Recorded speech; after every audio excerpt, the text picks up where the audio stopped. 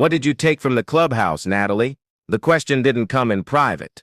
It didn't arrive in a quiet email or a phone call. It was asked loudly during the HOA's monthly meeting, right in front of 27 residents, 2 board members, and Natalie Reeves's 12-year-old son, who had come with her because his babysitter canceled at the last minute. Gordon Mallory, president of the Brookbend HOA, stood at the front of the community center with his arms crossed and his voice raised just enough to make sure everyone could hear. He was smiling, not kindly. Natalie blinked, stunned. "Excuse me? The maintenance log shows that you were the last one with keycard access to the clubhouse before the incident," Gordon continued. The board noticed several items were missing from the storage cabinet: paint, supplies, petty cash from the lockbox. Small things, but they add up. The words landed like a slap. She hadn't taken a thing, not a brush, not a dollar, not even a bottle of water from the community fridge. Natalie glanced around the room. Some people looked down. Others looked at her with carefully blank expressions, the kind people wear when they don't want to be seen picking a side. No one interrupted, not even Donna Greaves, the HOA secretary, who had once asked Natalie to organize the spring fundraiser because you're the only one around here with real taste. Natalie straightened her spine. "Are you seriously accusing me of theft? In front of my neighbors? In front of my kid?" Gordon shrugged. "I'm not accusing you, Natalie. I'm asking a question as a representative of the board." It wasn't a question, it was an accusation dressed in polite language and delivered with enough plausible deniability to protect him legally, but not socially. She didn't yell, she didn't storm out. Instead, she gathered her son's things, placed her hand gently on his shoulder, and walked him out of the room, but not before looking back at Gordon. "You're making a mistake," he smirked. "We'll let the community decide." By the next morning, the damage had spread. A post appeared in the Brookbend neighborhood group on Facebook, anonymous, but clearly from someone close to the board. "It's so sad what's happening in our community. When trusted residents abuse their access, it affects all of us. I just hope the truth comes out soon. #Protect Brookbend." Within hours, people started speculating in the comments. "We should require board escorts for all future clubhouse entries. It's always the ones who smile the most. Wasn't there an issue with her last year during the budget vote?" No one tagged Natalie, but everyone knew it was about her. And the one comment that hurt the most came from a neighbor 3 houses down. "She seemed so nice." Natalie sat at her kitchen table that night, staring at her laptop while her son finished his homework in the next room. She wasn't angry. Not yet. She was calculating. She thought back to the last time she'd entered the clubhouse. 2 weeks earlier. She had dropped off extra supplies from the PTA event: balloons, acrylic paint, and unopened snacks the school couldn't store. It was 5:43 p.m. She remembered because she had called her sister the moment she got home, and the call log confirmed the time. She also remembered something else: the camera, a small black dome mounted just above the entry door, angled downward, blinking red when active, installed last summer after someone keyed the community vending machine. And if Gordon had bothered to check it before opening his mouth, this entire humiliation might never have happened. But now it wasn't just about what was missing, it was about what she was going to do with what she found. Natalie didn't lose sleep that night, not from anxiety, anyway. She stayed up because she had a job to do, one that demanded clarity, not emotion. The next morning, she arrived at the Brookbend community office the moment it opened, the same building where Gordon had thrown her under the bus 48 hours earlier. The property manager, Janelle, was already at her desk when Natalie walked in. "Morning," Janelle said cautiously. Natalie returned a calm smile. "I need to submit a formal request to review the clubhouse security footage from February 16th. Full day, start to finish." Janelle blinked. "You have to submit that to the board." "I'm doing that now," Natalie said, handing over a printed copy of the request letter, signed, dated, and stapled to a highlighted section of the HOA's own documentation policy. According to Section 3.4 of Brookbend's bylaws, she added, "Any resident named in an active investigation may request access to surveillance records pertaining to their own access activity." Janelle looked at the paper, then looked back up. "You're not playing around." "No," Natalie said softly. "I'm not." 2 days later she got the footage. It arrived via a Dropbox link in an email that included a passive-aggressive disclaimer from Gordon about cooperation despite ongoing concerns. She downloaded it, backed it up, saved it in 3 places, and then she watched. The file labeled Clubhouse, front entry cam showed everything, crystal clear, time-stamped and unedited. There was Natalie, walking in at 5:43 p.m., just like she remembered, tote bag on her shoulder. Few large plastic containers balanced in her arms. 3 minutes later she left. No detours, no suspicious behavior, no interaction with the cabinet Gordon had claimed she had accessed improperly. But that wasn't the part that made her stop and rewind. The moment that froze her in place came 2 hours later. At 7:49 p.m., the same door opened again, and in walked Carter Nolan, one of the board members. No tote bag, no clipboard, just Carter, alone, with a duffel bag slung over his shoulder, heading straight for the storage room. The footage didn't include sound, but it didn't need to. She watched as he opened the cabinet, pulled items out, stuffed them into the duffel, and left without locking the door. She stared at the screen for a long time after the door shut. Then she checked the timestamps again. Carter had entered using the master board keycard, the kind that doesn't leave a trace in the resident log. So when Gordon said Natalie was the last one to access the clubhouse, he was either wrong or lying. Natalie didn't send the footage to the board. Not yet. She compiled it, clipped both time codes, added labels. Then she opened her phone and began texting neighbors who had supported her at the meeting, or at least looked uncomfortable when Gordon made his accusation. I know what happened. I have proof. Can I come by and show you something? 5 said yes that day. 3 more said yes the next. She visited each of them, laptop in hand, and played the footage from start to finish. No spin, no speeches, just the facts. She could see the change in their faces as they watched. That's Carter.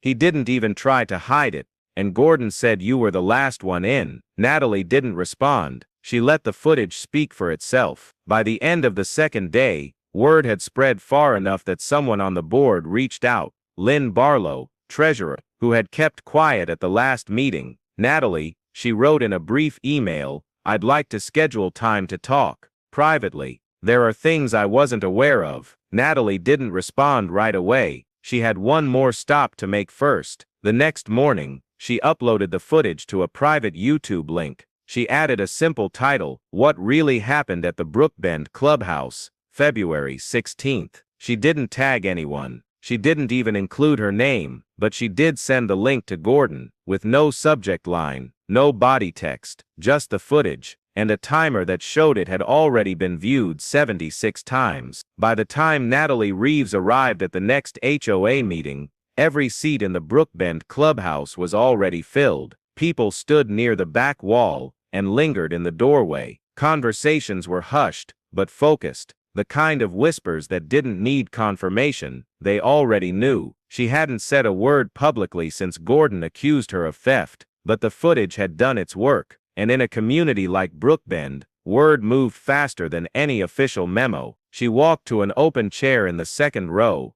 eyes forward, face calm. Her laptop stayed in her bag. She wouldn't need it. Gordon Mallory took his place at the front, noticeably paler than usual. His smile was thinner, and his usual clipped confidence had been replaced with something heavier, measured, uncertain. He tapped the mic once. Let's bring the meeting to order. No one responded. No warm greetings, just silence. He shifted, cleared his throat. Before we get into our agenda, I want to make a brief statement about recent rumors circulating online. A low murmur passed through the room. Gordon pressed on. Certain materials have been shared out of context and without board review, and while we can't confirm their origin, I would caution everyone against jumping to conclusions. The board is conducting an internal review, and Natalie stood. She didn't interrupt. She waited until the room turned to look at her before speaking. Would you like me to play the footage again? Every head in the room shifted instantly, some surprised, others relieved. Gordon's jaw tightened. This isn't the proper time or setting for. Actually, Natalie said, I think it is, because you accused me, publicly, in this room of theft. You said I was the last person to access the clubhouse. You implied, in front of 24 residents, that I stole from our community. She stepped forward, slowly but deliberately. But that wasn't true, and you knew it. Gordon looked to the board, as if hoping someone would intervene. No one did. Lynn Barlow kept her eyes on the table. One of the newer board members, Marcus Lynn, leaned back in his chair with arms crossed, clearly waiting to see what would unfold. Natalie continued, I requested the security footage, legally, respectfully. You approved that request, and then you sent it to me. She turned toward the crowd. The footage shows me entering the clubhouse at 5:43, dropping off PTA supplies, and leaving 3 minutes later. No access to the storage cabinet, no interaction with the petty cash lockbox. Several people nodded. Natalie didn't raise her voice. She didn't need to, but it also shows someone else. At 7:49 p.m., board member Carter Nolan entered with a duffel bag and helped himself to the storage cabinet. The very items that were later reported as missing left with him. She looked back at Gordon. Carter used a master keycard, the kind that doesn't log access. You claimed I was the last person in the building because the resident log said so, but you didn't mention Carter. Her voice didn't tremble, not once. Did you not check the footage, or did you hope no one else would? The room stayed silent for a moment. Then someone near the back spoke. She has the video. I saw it. It's not edited. It's clear. More voices joined. It's on YouTube. He just walked out with the bag. You knew, or you didn't care. Gordon's face flushed deep red. This is being blown out of proportion. No, Lynn said, finally lifting her head. It's being corrected. She looked at Natalie. I watched the footage too. The board never voted on a statement regarding this accusation. Gordon acted alone. Natalie held her ground. Then I'd like a written retraction, publicly posted, and I'd like the board to issue a new policy regarding clubhouse access logs and footage requests. Residents deserve transparency before they're accused. Lynn nodded once. That sounds fair. Gordon tried to speak again, but Marcus cut him off. You've said enough. And just like that, the balance in the room shifted. Not with applause, not with shouting, but with the unmistakable sound of someone losing the last of their authority, and everyone around them knowing it. 3 days after the meeting, a new message appeared in the Brookbend Community app. It wasn't from the board. It came from an email address that hadn't been used in months. The subject line read, clarification regarding recent footage and board process. Natalie didn't have to open it to know who wrote it, but she did anyway. The message was long, rambling. It started with vague language about ongoing tensions and recent unauthorized sharing of sensitive materials. Then it accused unnamed residents of violating digital privacy policies by circulating surveillance footage without official approval. It ended with a veiled warning. We urge all members of the community to consider the long-term damage that misinformation and divisiveness can cause. Future violations may be addressed with legal remedies available to the board. It wasn't signed by the board. It was signed, Gordon Mallory, former HOA president, acting in advisory capacity. Natalie didn't bother replying. She knew exactly what Gordon was doing. He'd lost his title, but he hadn't lost his ego. The next day, she received a call from Claire Donnelly, the parent coordinator for the PTA. I just got an email, Claire said nervously. It came from Gordon. He said there's a conflict of interest if you continue to represent Brookbend at school events. Natalie nearly laughed. Conflict of interest. He said the community was under review for a data breach, and that until the issue was resolved, it might be best to avoid public-facing roles. Natalie didn't lose her temper. Not with Claire. She just asked her to forward the email. Claire did. It was worded carefully, but the implication was clear. Gordon was trying to frame Natalie as unstable, unprofessional, and potentially dangerous. He couldn't silence her in meetings anymore, so now he was going after her reputation in other spaces. But what Gordon didn't know was that Natalie had kept everything, every document, every timestamp, every forwarded message. She had even downloaded a full version of the original community app terms of service, which stated clearly, that security footage could be accessed and shared by any resident who had legal possession and reasonable cause. She created a new folder on her desktop. She named it Mallory Phase 2, and she started building the timeline. First, she pulled the metadata from the YouTube video she had posted, timestamps, upload credentials, and the full text description, which had never once used Gordon's name. Next, she archived screenshots of Gordon's recent messages and compared them to older board-approved statements. The difference was obvious: no legal review, no second signatures, no policy references, just Gordon trying to hold on to power by impersonating authority. Then she added the PTA email from Claire, with the subject line, "Civic Representation Concerns, Private." It had been sent to Claire, the principal, and 2 other school staffers. Natalie printed it all. She wasn't planning to sue, but if Gordon escalated, she wouldn't be caught flat-footed. That weekend, someone knocked on her door.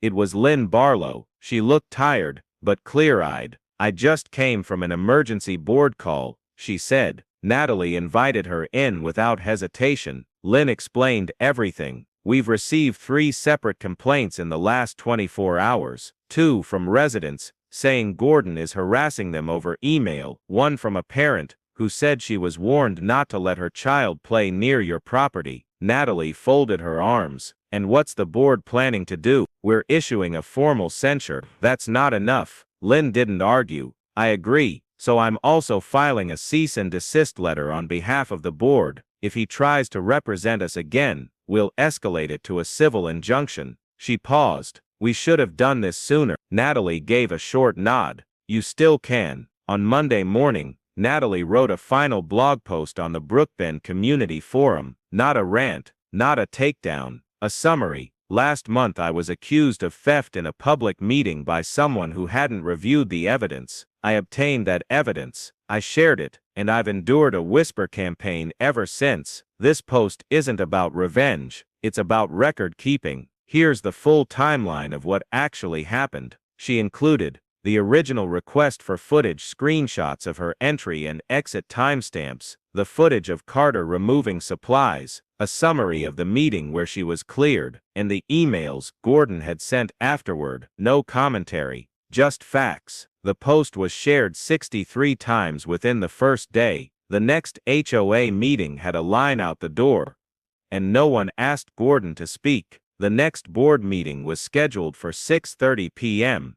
But by 6:05, every seat in the Brookbend clubhouse was already taken. People stood along the walls, some leaning against the back partition, others sitting cross-legged on the floor. The room had never been this full, not for budget proposals, not for landscaping complaints, and certainly not for anything Gordon Mallory ever hosted during his time as president. There was a different energy in the room now. It wasn't rage, it was reckoning. Natalie Reeves sat quietly in the 3rd row, her posture straight, hands resting in her lap. She wasn't here to make a scene. She didn't need to. She had already done what Gordon never thought she would. She had made the truth louder than the accusation. At 6:31 p.m., Lynn Barlow stepped up to the front table, flanked by Marcus Lynn and board secretary Dana Vu. The name placards had been updated. Gordon's was gone. Lynn opened the meeting with a deep breath.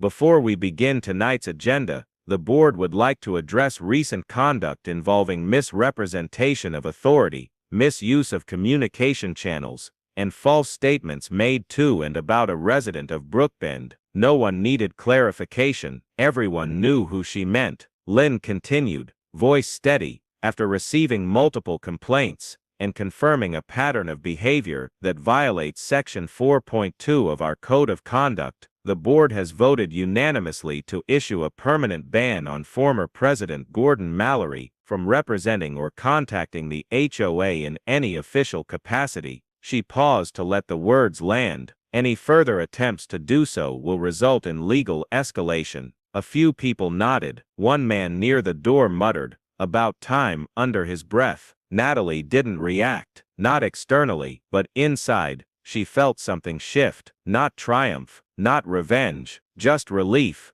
the kind that comes when a long, unjust shadow is finally pulled back by daylight. Lynn wasn't finished. Additionally, we are adopting a transparency amendment to our HOA charter. Effective immediately, all accusations or claims of resident misconduct must be submitted in writing, accompanied by evidence, and reviewed by no fewer than 3 board members before being mentioned in a public forum. This time, there was a ripple of applause, small, contained, but real. The crowd wasn't cheering for Natalie. They were applauding the idea that something like this wouldn't happen again. Outside of the meeting, the impact was just as visible. The community forum had shifted from passive event reminders to open discussion. Neighbors who had once watched from the sidelines were speaking up, asking questions, offering feedback, requesting meeting notes, and even volunteering for open subcommittees. Claire, the PTA coordinator, reached out to Natalie with an apology for ever doubting her. "I didn't know how deep it went," she said, "but you handled it better than I ever could have." Natalie thanked her, but didn't dwell on it. She had learned long ago that closure rarely came as an apology. It came in silence, when the noise stopped, and people finally saw you clearly again. Even Bob Andrews, a retired attorney from Lot 12, who had never commented on anything outside of tree trimming permits, spoke at the following week's open forum. "I've been in this neighborhood for 15 years, he said, voice calm but firm, and I've never seen someone try to burn down a reputation faster than Gordon did this past month. But I've also never seen someone rebuild it so thoroughly, without ever raising their voice." He looked directly at Natalie. "Thank you for showing us how it's done." She nodded once. No speech, no emotion, just presence. Gordon, for his part, disappeared. His house went up for sale 3 weeks after the board's announcement. There was no moving truck, no garage sale, no farewell post. One morning, a real estate sign appeared in his front yard. By the following weekend, the blinds were closed and the porch light was off. Neighbors said nothing. No one missed him. The board continued to rebuild. They hosted a workshop on resident rights. They posted open invitations for feedback. They implemented a shared access digital archive for meeting recordings, footage requests, and policy change proposals, publicly visible, password protected, and traceable. Natalie didn't need to monitor it. She knew others were watching now too. On a quiet Friday evening, she sat on her back patio with a cup of chamomile tea and the soft sound of crickets in the background. Her son was inside finishing homework. The neighborhood was calm, and for the first time in weeks, she felt a sense of normalcy, not built on denial, but on resolution. She hadn't gone looking for a fight, but when it found her, she responded with the truth. Not force, not fury, just facts. And in the end, that was the loudest thing of all. Natalie Reeves didn't ask for recognition. She didn't want a plaque or a thank you post on the community bulletin board. She didn't need applause at the next HOA meeting or a round of awkward handshakes in the clubhouse hallway. All she wanted was her name back. And now, she had it. It took a few weeks for the noise to settle. Neighbors who had once kept their distance started waving again during morning walks. The woman across the street, who had previously avoided eye contact, brought over a mason jar of homemade iced tea, just because it's hot out. Natalie accepted it with a smile, not out of forgiveness, but because moving forward doesn't always come with an apology. Sometimes, it just arrives quietly, like sunlight creeping across a floor that's finally no longer in shadow. Her son, Ryan, stopped asking why some people had looked at them differently in the grocery store that week. He no longer whispered when talking about the clubhouse. One night, while packing his backpack for school, he asked casually, "Do you think they'll remember what happened?" Natalie thought about it for a moment. "Maybe, but they'll remember what we did after too." She had turned down an invitation to join the board twice. It wasn't because she didn't care. She cared deeply,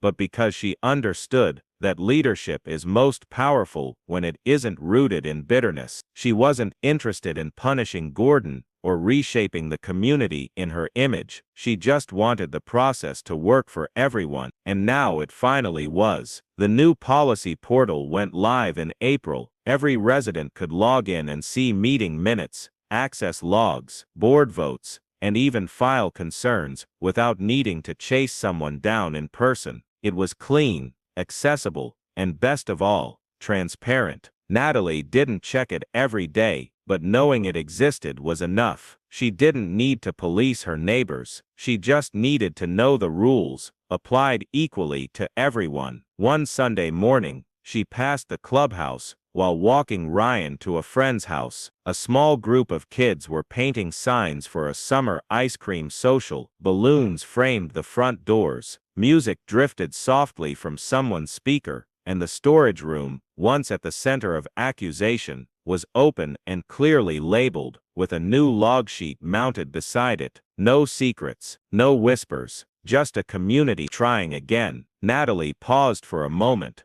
watching the kids paint. No one turned to stare at her. No one muttered. One of the younger girls smiled and said, "Hi, Miss Reeves." Without hesitation, Natalie smiled back. "Looks great, sweetie. Keep going." And they did, because the story was no longer about her. It had passed through the neighborhood like a summer storm, loud, unsettling, and unforgettable, but it had passed. Back home, she sat on the porch with a book she hadn't touched in months, not because she didn't have time, but because it was the first time in weeks she had read for no reason other than pleasure. She glanced up occasionally, listening to the wind move through the trees, watching the way shadows danced across the street. Nothing dramatic, nothing final, just stillness and peace that had been earned, not handed over. She thought about what Gordon had tried to do, about the way his voice had sounded when he made that accusation, about how confidently he assumed she'd never push back, and how wrong he'd been,